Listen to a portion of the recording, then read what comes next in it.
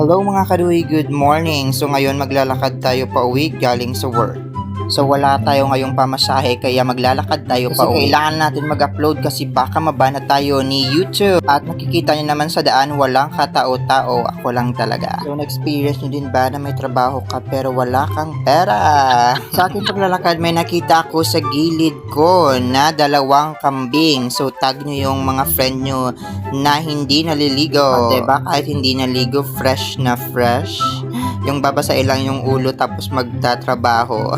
Sometimes relate tayo dyan. Kaya proceed tayo at makikita nyo naman guys, napaka-green talaga ng paligid dito sa amin. Talagang maganda talagang manirahan sa probinsya kasi makikita mo yung ganda ng paligid. Makikita mo talaga ang ganda ng paligid at ito makikita mo yung palayan dito sa amin na napakaganda at makikita mo dito mo matatanaw at masisilayan ang ganda ng Bulkan Kanlaon. Yan lang, bye-bye!